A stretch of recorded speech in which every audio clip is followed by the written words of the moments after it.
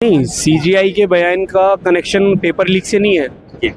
CGI का बयान तो बेरोजगार जो लोग घूम रहे थे, जो आरटीआई डाल रहे थे, जो रिट फाइल करवा रहे थे, उसके लिए था कि धर्मेंद्र प्रधान अगर इस्तीफा देते हैं, अभी तक जो उन्होंने नहीं दिया है, जबकि उन्हें दे देना चाहिए था। धर्मेंद्र प्रधान के इस्तीफा देने से ये प्रोटेस्ट खत्म हो जाएगा, ये बिल्कुल सही बात है। बीजेपी सिर्फ एक मूवमेंट चलाने के का एक बेस बनना चाहिए, एक जगह बननी चाहिए जिसको मैंने पहले ही कहा था कि कोई हमें कुत्ता कहे और हम भौंकने लगे। वर्तमान में दिल्ली के जंतर मंतर पे वही हो रहा है। सीजेपी का प्रोटेस्ट चल रहा है यहाँ पे, जिसके इंस्टाग्राम पे 22 मिलियन फॉलोवर्स हैं। उसकी भीड़ आप देख सकते हैं कि मुश्किल से 1000 लोग हो गए। 1000 में से मैं दावे के साथ कह सकता हूँ कि 30 से 40% हमारे जैसे यूट्यूबर, कुछ पत्रकार हैं यहाँ, जो यूट्यूबर पत्रकार कहते हैं अपने आप, वही लोगों की यहाँ पे ज़्यादा भीड़ है। 14 मई को सीजीआई का बयान आया कि उन्होंने देश के कुछ युवाओं को जो आरटीआई लगाते हैं, जैसे कि मैं, जो मीडिया यूट्यूब चैनल चलाते हैं, उनको परजीवी और कॉकरोच कहा। मैं इन चीज़ों का समर्थन नहीं करता हूं। उनके बयान का मैं भी विरोध किया, मैंने उसके खिलाफ भी वीडियो बनाई, लेकिन इसका मतलब ये नहीं है कि मैं खुद को कॉकरोच मान लूँ। ये कतई संभव नहीं है। 22 मिलियन वाले फॉलोवर्स वाले जो पार्टी है, उनकी भीड़ आप देख रहे हैं। यहाँ पे हम चलेंगे, कुछ लोगों से बात करेंगे, यहाँ पे जो प्रोटेस्ट में हैं उन लोगों से बात करते हैं और जानते हैं कि क्या कुछ मांग को लेकर के प्रोटेस्ट कर रहे हैं। हालांकि मांग तो क्लियर है इन लोगों की, धर्मेंद्र प्रधान इस्तीफा दो। बयान सीजीआई ने दिया और इस्तीफा धर्मेंद्र प्रधान का मांगा जा रहा है। आप लोग बात करेंगे? अच्छा, मैंने पहले ही कहा था कि इस भीड़ में 30 से 40% जो है वो पत्रकार और जी, क्या कुछ मांग को लेकर के ये प्रोटेस्ट चल रहा है? आपको क्या जानकारी है अभी तक? हमको जानकारी है कि धर्मेंद्र प्रधान की इस्तीफा मांगा जा रहा है और जो परीक्षा में धांधली होता है उसको रोकने के लिए बात की जा रही है। हाँ, उसी के लिए है ये। जी, उसी के लिए। हाँ। लेकिन ये बयान तो सीजीआई का आया था, फिर इस्तीफा धर्मेंद्र प्रधान का क्यों? नहीं, सीजीआई के बयान का कनेक्शन पेपर लीक से नहीं है। सीजीआई का बयान तो बेरोजगार जो लोग घूम रहे थे, जो आरटीआई डाल रहे थे, जो रिट फाइल करवा रहे थे, उसके लिए था कि इन पे कोई काम नहीं है तो ये सब ऐसे ऐसे कर देते। आपका क्या नाम हुआ? मेरा नाम सौरभ यादव। सौरभ यादव कहाँ के रहने वाले? मैं अलीगढ़ का रहने वाला हूँ, अलीगढ़ उत्तर प्रदेश।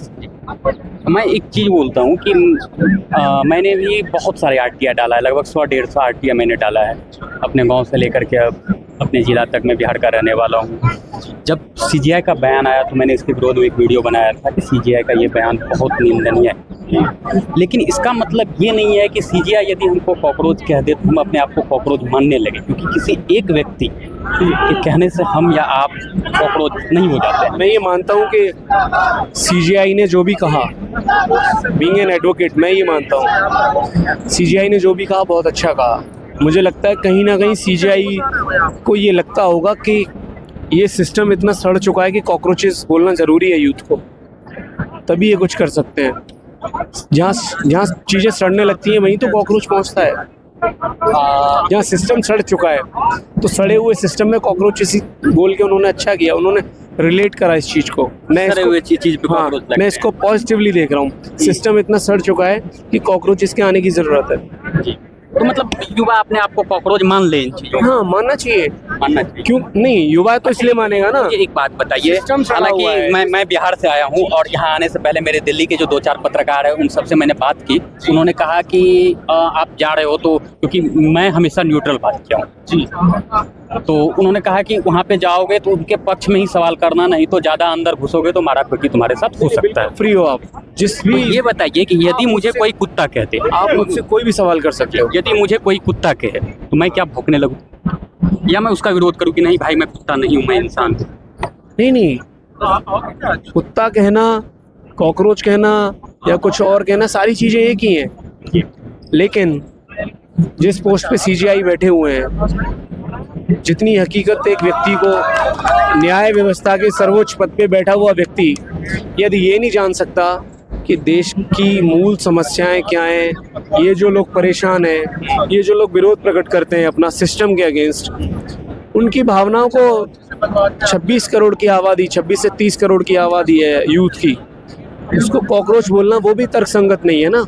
इसका विरोध होना चाहिए ना कि कॉकरोच, भाई आप इतने जिम्मेदार पद पे बैठे हुए हैं और आप देश के युवाओं को कॉकरोच कह रहे हैं। तो ये उसी का विरोध तो झेल रहे हैं लोग।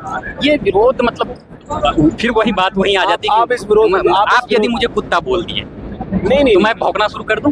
नहीं, मुद्दे को डाइवर्ट नहीं कर सकते आप। ये डाइवर्ट नहीं कर रहा हूँ। यदि पेपर- कॉकरोच पेपर का है लीक तो हुआ। मैं नहीं मान सकता कि मैं कॉकरोच नहीं हूँ, मैं इंसान हूँ। मुद्दा यहाँ शिफ्ट हुआ कि कॉकरोचेस बोला गया, उस बीच में पेपर लीक हुआ, सिस्टम सड़े हुए सिस्टम में एक और सड़ान हमें देखने को मिली और उन्होंने कॉकरोच बोला, तो कॉकरोच ने एक्शन लेने की कोशिश करी ना फिर उसमें। अच्छा, धर्मेंद्र प्रधान यदि इस्तीफा दे देते हैं तो ये बहुत भारतीय लोकतांत्रिक इतिहास में बहुत बड़ा एक एग्जाम्पल सेट होगा और भारतीय राजनीति के भविष्य के लिए भी बहुत ही सुनहरे अक्षर में लिख जाएगा कि पब्लिक ने अपने जनता के दबाव से एक प्रेशराइज करके एक मिनिस्टर को उसकी गलतियों के लिए उसके पद से रिजाइन कराया। पहले जो लोग थे उन्होंने अपनी गलतियों को स्वीकार करते हुए, Murli Manohar Joshi was the president of BJP जब जो विध्वंस हुआ था 1992 का जामा मस्जिद जो मस्जिद थी बाबरी मस्जिद उसका,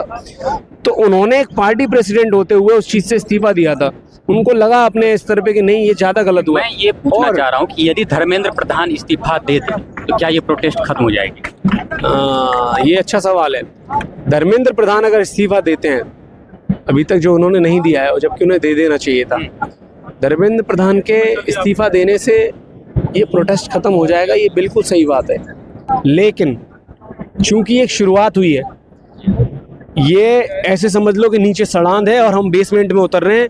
पहली सीढ़ी धर्मेंद्र प्रधान है, उसके बाद दूसरी सीढ़ी, फिर तीसरी सीढ़ी। जो जनता, जो यूथ है, मेनली यूथ, अब वो सड़ांध में उतरना चाहती है, उसको साफ करना चाहती है पूरे मन से। तो ये शुरुआत होगी। धर्मेंद्र प्रधान का इस्तीफा, जो भी भारतीय जनता पार्टी के जो जुड़े हुए गठबंधन है, जो एनडीए का गठबंधन है, उसमें चंद्रबाबू नायडू हो या नीतीश बाबू हो, उनको अपने क्षेत्रीय दल को बचाने के लिए बीजेपी से दामन तोड़ने का प्रेशर बनेगा।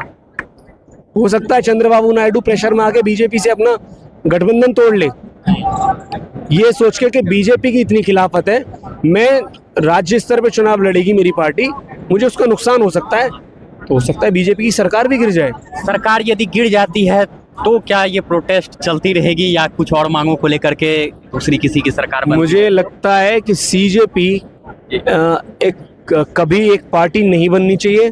सीजेपी सिर्फ एक मूवमेंट चलाने का एक बेस बनना चाहिए, एक जगह बननी चाहिए जिसको सबकी बननी चाहिए या नहीं बननी चाहिए ये बात की बात है, लेकिन वर्तमान परिदृश्य को यदि देखा जाए तो ये एक राजनीतिक रंग ले चुकी है। नहीं, इसमें मैं यहाँ पे आया तो कुछ लोग जय भीम का नारा लगा रहे हैं यहाँ पे। तो राजनीतिक रंग कहाँ हुआ? आप मेरी बात पहले सुनिए। यहाँ पे जय भीम का नारा लग रहा है, AISF के लोग दिखे, आयसा के लोग यहाँ पे हैं, तो ये राजनीतिक रंग तो वैसे भी ले चुकी है। छात्र राजनीति को आप राजनीतिक रंग कैसे दे सकते हो? कैसे छात्र राजनीति से ही शुरुआत होती है। हाँ, शुरुआत है तो इसमें राजनीतिक रंग की क्या बात है? यूथ का मैटर है, पेपर लीक हुआ है, हजारों लाखों बच्चे प्रभावित हुए हैं, 22 लाख बच्चे प्रभावित हुए हैं। यदि धर्मेंद्र प्रधान इस्तीफा दे तो परसों ये खत्म हो जाएगा प्रोटेस्ट? ये हाँ बिल्कुल हो सकता है, कोई बड़ी बात नहीं है। हो सकता है या हो जाएगा, चूंकि यही सबसे बड़ी मांग है। मैं प्रोटेस्ट को लीड नहीं कर रहा हूँ, मैं प्रोटेस्ट का हिस्सा हूँ, तो मैं इसको पूरी जिम्मेदारी से नहीं कह सकता कि प्रोटेस्ट खत्म हो जाएगा कल ही, लेकिन हाँ हो सकता है। आप करते क्या? मैं एडवोकेट हूँ।